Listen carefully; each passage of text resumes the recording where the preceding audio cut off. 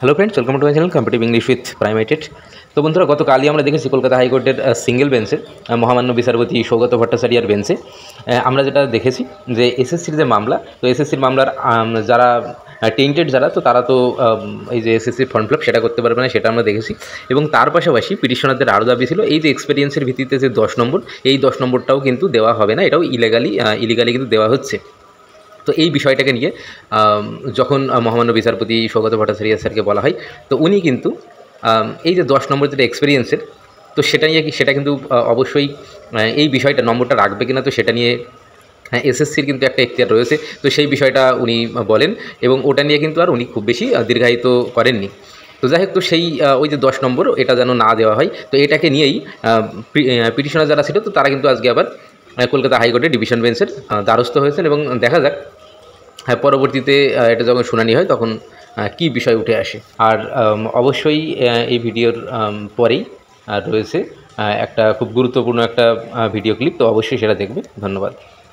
SSC নতুন পরীক্ষা বিধি নিয়ে সিঙ্গেল বেঞ্চের রায়কে চ্যালেঞ্জ করে ডিভিশন বেঞ্চে চাকরি প্রার্থীরা।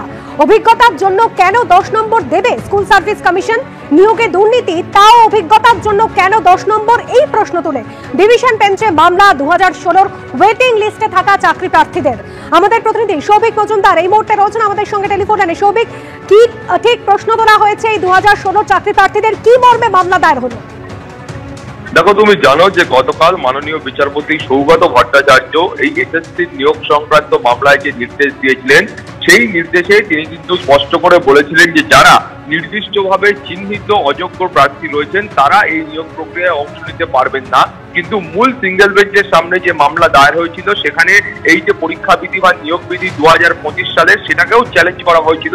এবং সেক্ষেত্রেও মাননীয় বিচারপতি সৌগত ভট্টাচার্য তিনি অভিজ্ঞতার জন্য এই 10 নম্বর দেওয়াকে কেন্দ্র করে তিনি কিন্তু বিস্ময় প্রকাশ করেছিলেন এবং প্রশ্নও তুলেছিলেন। কিন্তু তিনি বলেছিলেন তার নির্দেশনামায় যে যেহেতু কোনো নীতিগত সিদ্ধান্ত গ্রহণ করার অধিকার রাজ্যের বা স্কুল সার্ভিস কমিশনের রয়েছে, সেই কারণে তিনি এই বিষয়টার উপর হস্তক্ষেপ করছেন না। এবং এছাড়াও তিনি কিন্তু স্পষ্টতই বলেছিলেন যে এই বিষয়ের উপর হস্তক্ষেপ করা মানে সুপ্রিম কোর্টের তরফ থেকে যে নির্দিষ্ট গাইডলাইন বেঁধে দেওয়া হয়েছে যে 31শে ডিসেম্বরের মধ্যে এই নিয়োগ প্রক্রিয়া সম্পন্ন করতে হবে, সেটাও কোথাও গিয়ে উল্লঙ্ঘন হতে পারে, এমনটা তিনি মনে করেছিলেন। ফলে তিনি শুধুমাত্র বলেছিলেন যে যারা নির্দিষ্টভাবে চিহ্নিত অযোগ্য প্রার্থী রয়েছেন তারা এই নিয়োগ প্রক্রিয়ায় অংশ নিতে পারবেন না। কিন্তু বাকি এই পরীক্ষা বিধি বা নিয়োগ বিধির ক্ষেত্রে তিনি কোনো রকম হস্তক্ষেপ করেননি। ফলে ওয়েটিং লিস্টে থাকা যারা 2016 সালের চাকরি প্রার্থী আছেন তারা এবার কলকাতা হাইকোর্টে বিচারপতি সৌমেন সেনের ডিভিশন বেঞ্চে এসেছেন।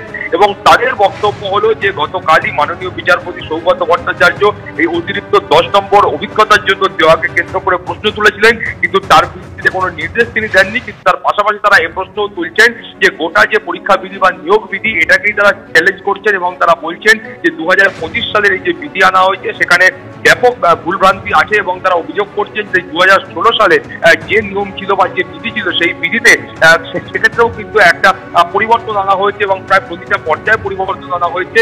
এবং সেই পরিবর্তন আদতে সুপ্রিম কোর্টের তরফ থেকে যে নির্দেশ দেওয়া হয়েছিল সেই নির্দেশের পরিপন্থী বলে তারা মনে করছেন। তার কারণ তাদের বক্তব্য যে সুপ্রিম কোর্ট বলেছিল যে 2016 সালের যে বিধি রয়েছে সেই বিধি অনুযায়ী নতুন এই নিয়োগ প্রক্রিয়া সংগঠিত করতে হবে, কিন্তু স্কুল সার্ভিস কমিশন বা রাজ্য সরকারের তরফ থেকে সেই বিধিতে পরিবর্তন এনে 2025 সালের নতুন যে বিধি রয়েছে সেটা অনুযায়ী তারা এই নিয়োগ প্রক্রিয়া সংগঠিত করতে চাইছেন। ফলে এই ঘটনাকে তারা চ্যালেঞ্জ করছেন এবং এ বিষয়ে মাননীয় বিচারপতি সৌমেন সেনের দৃষ্টি আকর্ষণ করা হচ্ছে, যেটা মনে করা হচ্ছে যে চলতি সপ্তাহে এই মামলার বিচার প্রক্রিয়া শুরু হওয়ার সম্ভাবনা রয়েছে।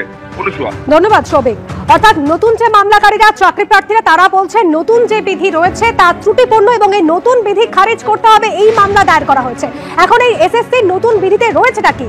এবার 60 নম্বরে লিখিত পরীক্ষা নেওয়া হবে, আগে যা নেওয়া হতো 50 নম্বরে পরীক্ষা।